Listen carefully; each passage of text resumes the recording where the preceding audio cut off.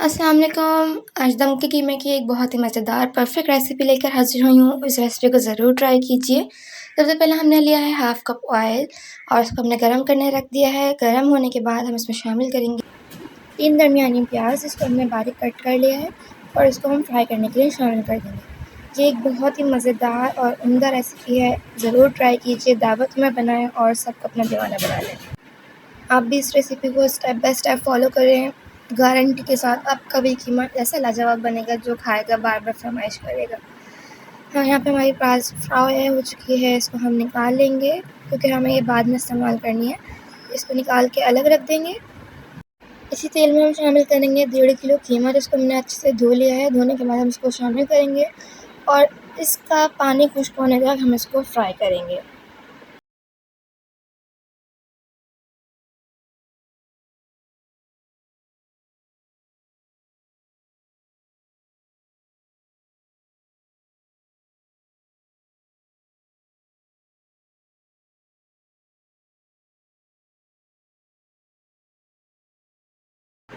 کم سے کم 5 منٹ اس کو فرائی کرنے کے بعد ہمارا قیمے کا پانی بالکل خشک ہو چکا ہے۔ ہم نے یہاں پہ شامل کیا ہے 3 ٹیبل اسپون جنجر گارلک ادرک لہسن کا پیسٹ۔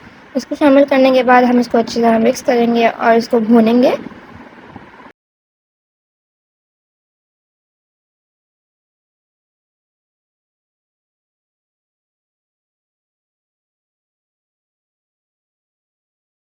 یہ اپنے مسالے آپ حسب ذائقہ نمک شامل کر سکتے ہیں۔ میں نے یہاں پہ یوز کیا ہے 1 ٹیبل اسپون، اور اس کے بعد ہم نے شامل کیا ہے 2 table spoon of chilli powder, اور یہاں شامل کر رہی ہوں میں 1 ٹیبل اسپون دھنیا پاؤڈر، 1 ٹیبل اسپون ہلدی پاؤڈر۔ ان سب مسالوں کو ڈال کے ہم اچھی طرح اس کو مکس دیں گے اور مسالوں کو اچھی طرح بھونیں گے تاکہ ان کا ہمیں فلیور کھل کے ہمارے قیمے میں شامل ہو جائے۔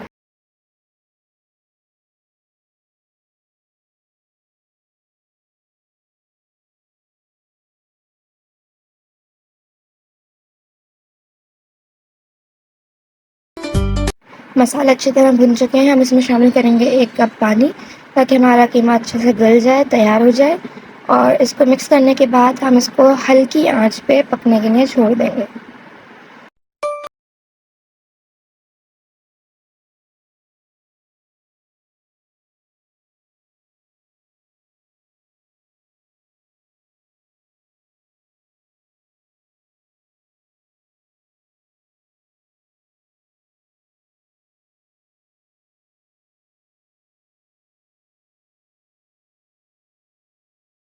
ہمارا قیمہ بالکل اچھے سے بھن چکا ہے، اس کا جو پانی تھا وہ سارا خشک ہو چکا ہے۔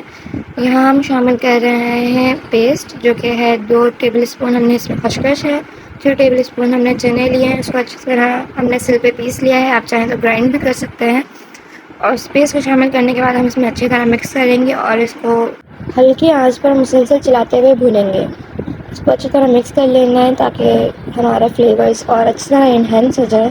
ابھی اسی پوائنٹ پہ اتنی مزیدار خوشبو آ رہی ہے، آپ اسے ضرور ٹرائی کیجیے اور اپنا فیڈ بیک ہمارے ساتھ ضرور شیئر کیجیے۔ کوئی بھی سمجھ میں نہ آئے تو آپ کمنٹ سیکشن میں ہم سے پوچھ سکتے ہیں۔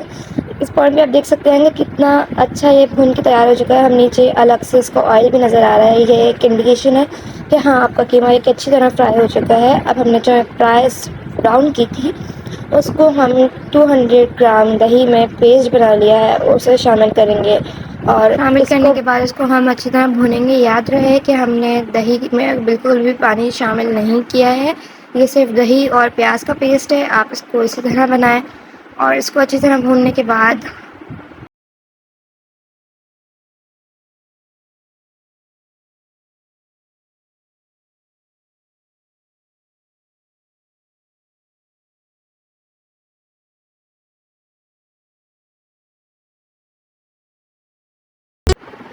یہ قیمہ ہمارا بالکل تیار ہو چکا ہے۔ آپ دیکھ سکتے ہیں کہ کتنی پیاری شکل آئی ہے، کتنا کھلا کھلا دانہ ہمارا تیار ہوا ہے۔ یہاں پہ ہم شامل کریں گے 1 ٹی اسپون آف گرم مسالہ پاؤڈر۔